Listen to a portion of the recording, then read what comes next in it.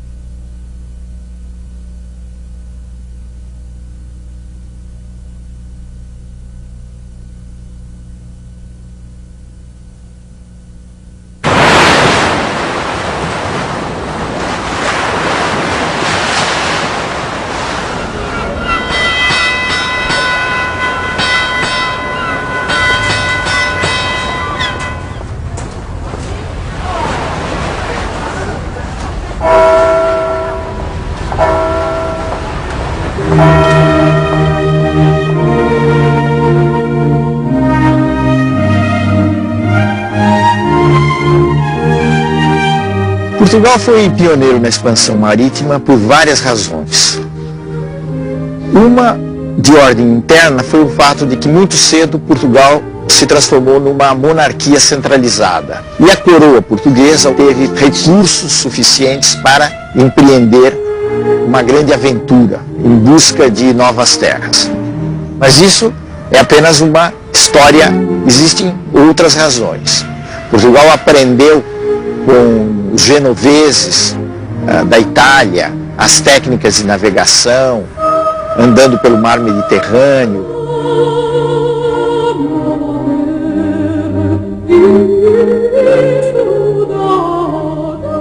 A outra coisa é a posição de Portugal, que fica ali no Atlântico, numa espécie de ponta, vamos dizer assim, não em linguagem de geógrafo, mas em linguagem comum. É uma ponta da Europa, e isso facilitava que os portugueses se lançassem pelo Atlântico afora em busca de novas terras.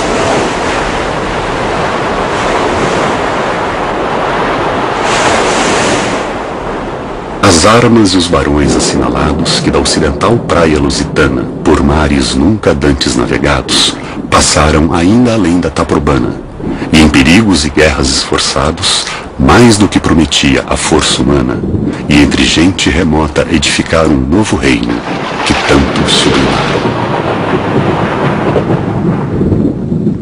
O que é que os portugueses, afinal de contas, foram buscar saindo da sua terra? Certamente eles foram buscar, em primeiro lugar, benefícios materiais. Eram duas coisas, as grandes atrações do tempo, eram o ouro e as especiarias. As especiarias eram produtos como a pimenta, a noz moscada, cravo, canela, que serviam principalmente para disfarçar o mau gosto dos alimentos. Por que esse mau gosto? Porque nessa época não havia refrigeração, então era muito comum que os alimentos se estragassem. Ao mesmo tempo havia um espírito de aventura. A aventura não explica tudo, mas a aventura tem um peso. O desejo de conhecer novos mundos, novas terras. Havia toda uma fantasia do que era o novo mundo. Isso era uma coisa que povoava o imaginário dos europeus desde a Idade Média. As lendas dos animais, das sereias, que habitavam as novas terras.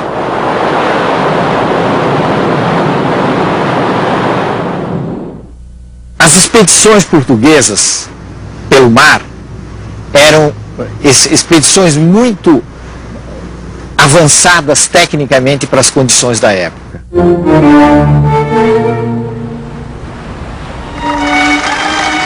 Os portugueses inventaram um navio leve extremamente eficiente, que era a caravela.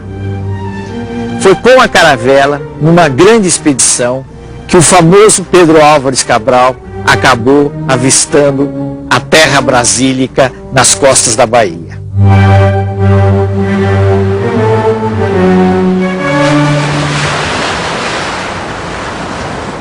E assim seguimos nosso caminho por esse mar, sempre para diante, até terça-feira das oitavas de Páscoa, que foram 21 dias de abril que topamos alguns sinais de terra, ervas compridas a que chamam de botelho. E a quarta-feira seguinte pela manhã, topamos aves. E à tarde, ouvemos vista de terra. Um grande monte, muito alto e redondo, com outras serras mais baixas a sul dele e de terra chã, com grandes arvoredos, ao qual Monte Alto o capitão pôs o nome, o Monte Pascoal. E a terra de Vera Cruz. Então, essa chegada, podemos estar certo que foi uma coisa impressionante.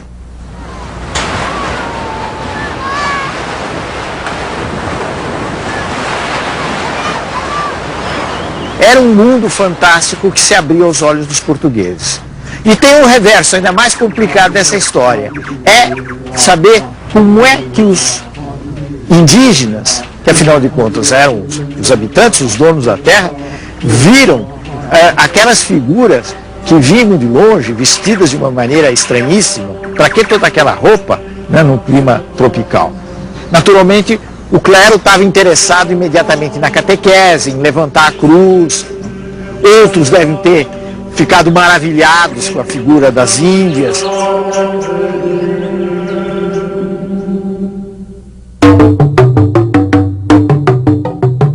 Os quadros que são feitos da chegada, que foram feitos muito no século XIX, refletem uma maneira de ver essa descoberta que pode estar muito longe do real, porque é a maneira de um pintor do século XIX.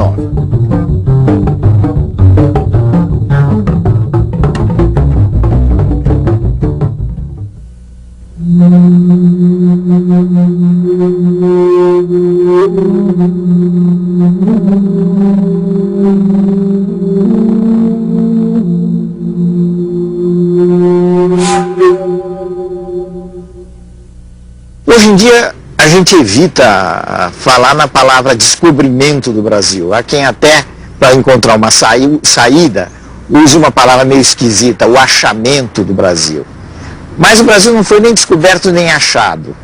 Se nós tomarmos essa expressão para dizer, bom, isso era uma terra inteiramente vazia que os portugueses chegaram.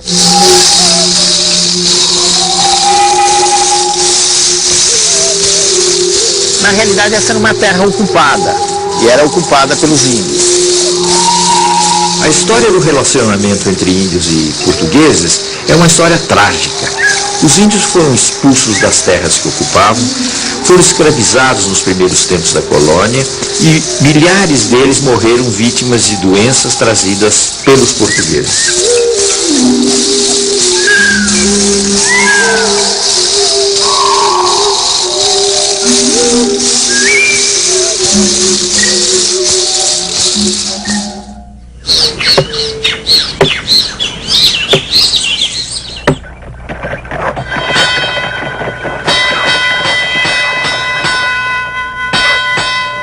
Esse Brasil dos primeiros tempos, dos anos 1500, 1600, pode ser definido, melhor do que qualquer outra coisa, por uma frase de um cronista importante do Brasil, que foi Frei Vicente de Salvador.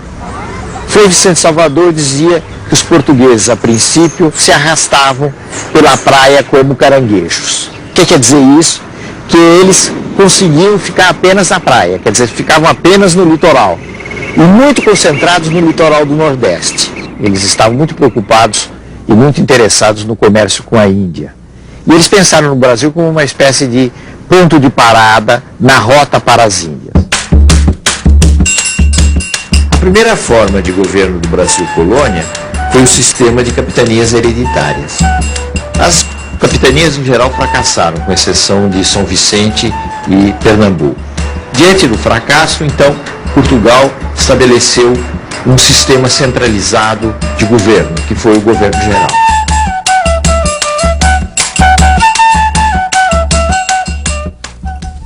Quando os portugueses chegaram à conclusão de que era preciso dar um ganho econômico ao Brasil, eles se concentraram principalmente na produção de açúcar, plantando a cana-de-açúcar. Eles tinham uma grande vantagem na plantação da cana-de-açúcar, no refinamento do açúcar, porque eles já tinham uma experiência na costa da África. Eles haviam colonizado as ilhas da costa da África e conheciam muito bem o negócio do açúcar.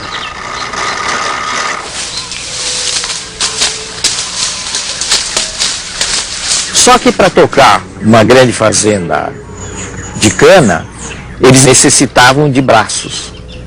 E não havia, na realidade, atração por parte do povo português para atender às necessidades de um trabalho dessa natureza, que seria inevitavelmente um trabalho quase escravo. Então era preciso, de alguma maneira, encontrar uma saída para o problema da mão de obra. E foi aí que os portugueses começaram a utilizar os índios e depois a explorar o tráfico africano.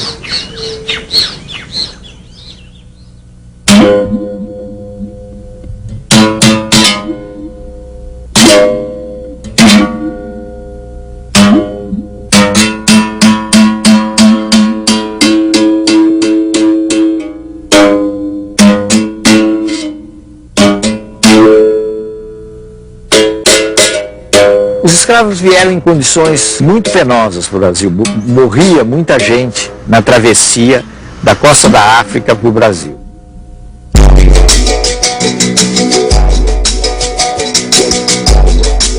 Era um sonho dantesco. O tombadilho que das luzernas avermelha o brilho em sangue a se banhar, tinir de ferros, estalar do açoite. Legiões de homens, negros como a noite, horrendos a dançar. Negras mulheres suspendendo as tetas. Magras crianças cujas bocas pretas rega o sangue das mães. Outras, moças, espantadas, no turbilhão de espectros arrastadas, em ânsia e mágoa. Vãs, Senhor Deus dos desgraçados, dizei vós, Senhor Deus, se é loucura, se é verdade, tanto horror perante os céus.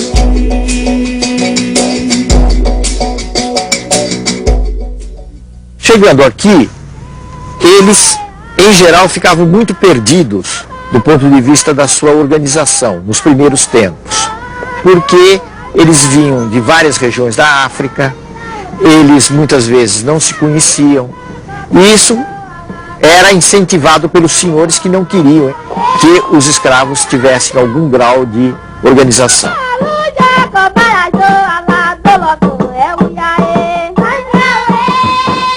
A resistência dos negros à escravidão teve, no Brasil, muitas dificuldades para se realizar.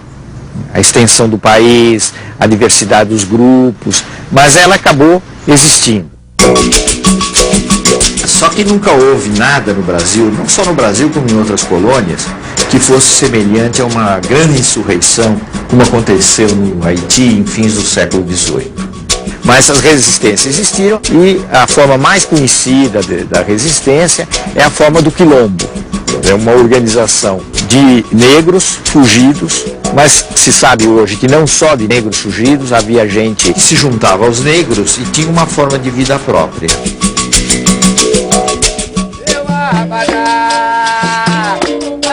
A gente deve lembrar uma coisa, que o escravo era importante não apenas como mão de obra para as fazendas, que o negócio comercial de traficar com escravos era extremamente importante.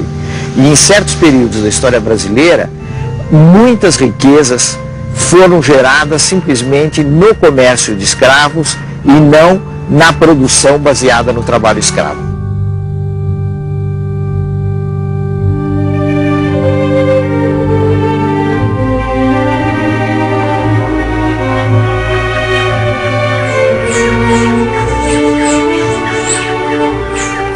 A presença mais importante no Brasil colonial, além dos portugueses, naturalmente, foi a presença dos holandeses.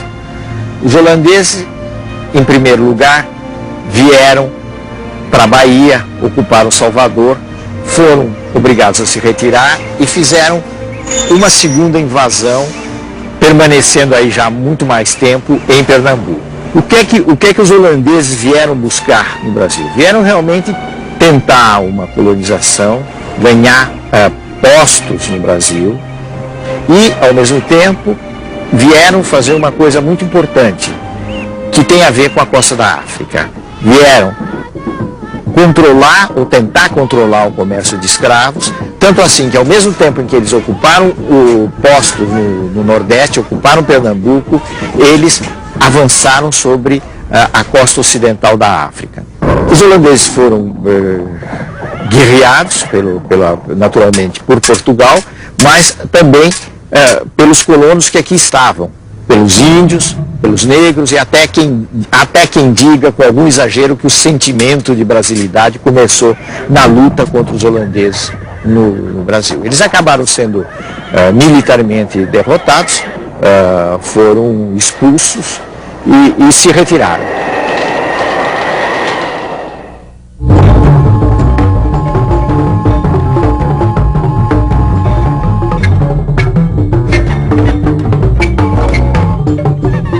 O Brasil do século XVII ainda é um Brasil pouco explorado. E era um Brasil atrasado, um Brasil mais indígena. O caso de São Paulo, por exemplo. O que era São Paulo? São Paulo era uma terra de gente rústica, os famosos bandeirantes, que viviam de avançar pelo sertão, apresar os índios, conquistar território para a coroa portuguesa. Os bandeirantes desempenharam um papel muito importante nesses avanços no interior do Brasil.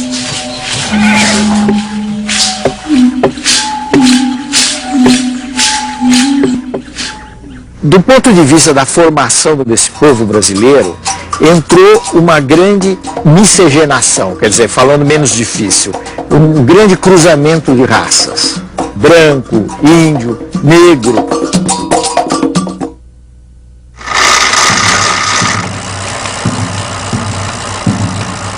Em meados do século XVIII, mais ou menos, finalmente os portugueses quebraram uma frustração muito grande que eles tinham com os espanhóis.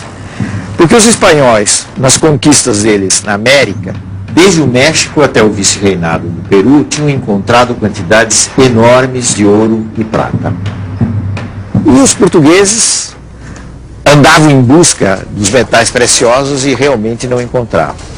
Até que, por obra da ação dos bandeirantes, essas entradas pelo interior, as minas de ouro foram descobertas na região que, por causa disso, veio a se chamar de Minas Gerais.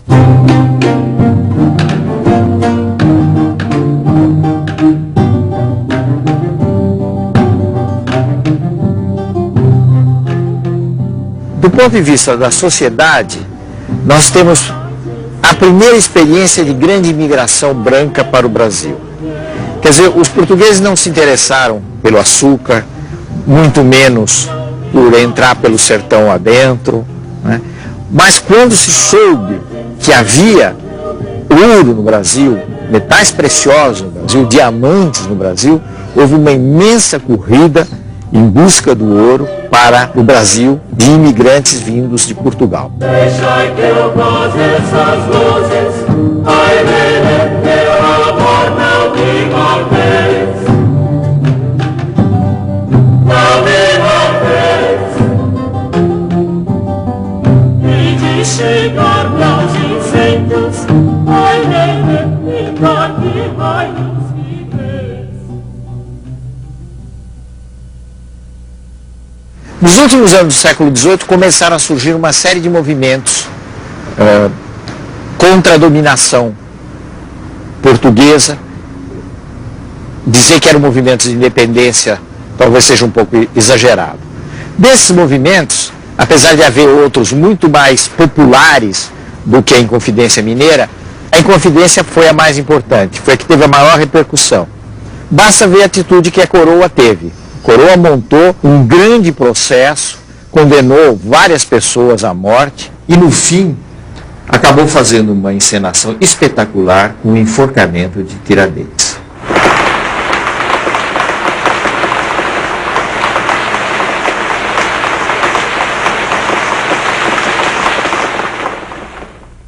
No final do século XVIII, nos últimos anos do século XVIII, o Brasil já tinha mudado bastante.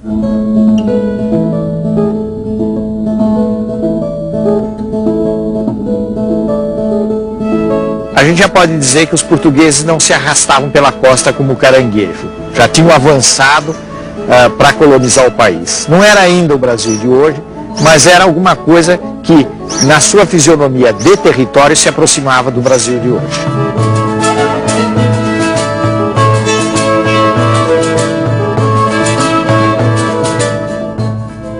O sistema colonial, que sempre teve furos, no caso de um país pequeno como Portugal, aí ele começou a fazer água no começo do século XIX, né? Ele começou realmente a afundar. Esse sistema começou a ser quebrado na medida em que a Inglaterra foi cada vez mais se tornando uma potência dominante no mundo.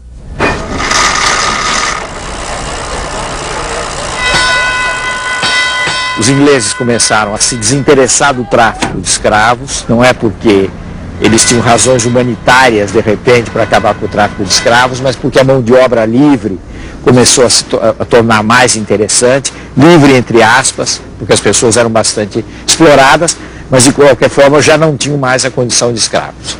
Então, nesse sentido, o sistema colonial que trazia embutido com ele o controle, o monopólio de um comércio de escravos, também começou a fazer água, começou a quebrar.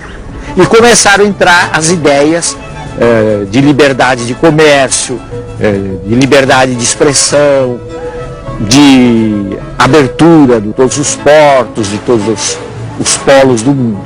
Tudo isso veio junto com o movimento de, pelo menos, autonomia das antigas colônias.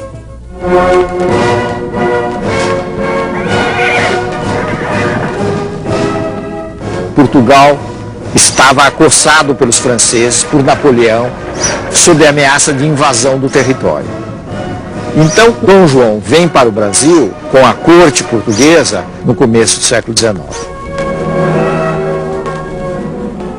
Essa vinda da família real mudou muito o quadro do Brasil. Há quem diga de uma forma muito sucinta, muito resumida, eu acho que uma frase muito feliz, que a metrópole virou colônia e a colônia virou metrópole.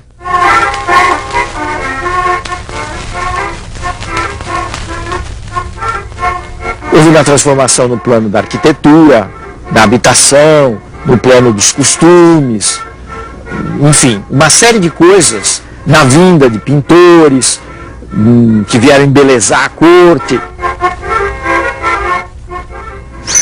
No plano das relações internacionais, um dos fatos mais importantes da vinda de Dom João VI é o reconhecimento, com todas as letras, da liberalização do comércio internacional.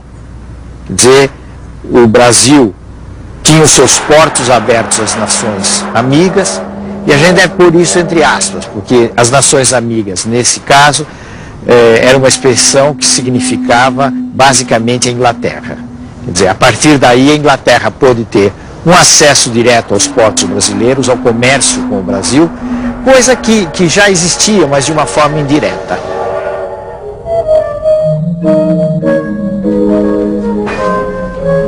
Dom João VI foi uma figura muito ridicularizada na história brasileira, até recentemente em novelas, etc. Como um rei que comia não sei quantos frangos, que era meio tonto, etc. Ele tinha essas características, mas ele não era nem tão tonto assim, nem tão bobo assim, porque realmente ele conseguiu realizar essa passagem de Portugal para o Brasil e ter uma presença efetiva aqui no país, no que viria a ser um país independente. Inclusive ele resistiu muito a voltar para Portugal, acabou voltando em determinadas circunstâncias e deixando como regente o seu filho, como todo mundo sabe, que foi o nosso Dom Pedro I, Dom Pedro IV lá em Portugal.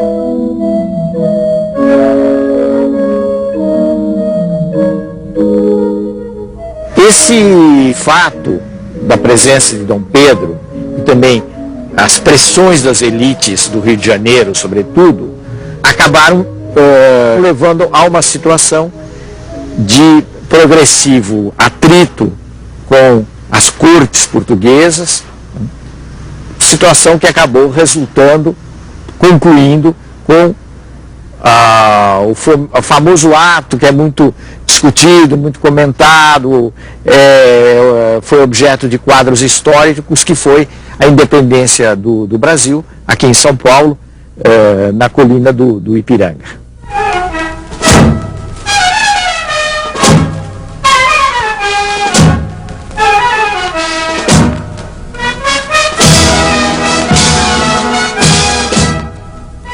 No processo da independência brasileira, que afinal de contas acabou se realizando em 1822, existem duas linhas. Uma linha mais revolucionária, mais de transformação. Existe uma outra linha, que é a linha bastante conservadora, que é a linha daqueles que querem fazer uma transição transada, quer dizer, uma transição sem muitos abalos. Essa linha é a linha das elites fluminenses. A transição foi feita por esses grupos e foi marcadamente uma transição conservadora, inclusive na forma de governo. Nós temos que lembrar que o Brasil se constituiu numa monarquia entre repúblicas.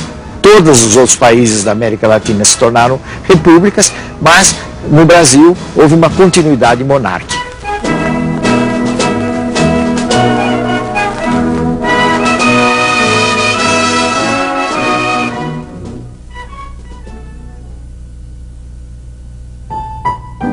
No próximo programa, o Império Brasileiro torna-se definitivo.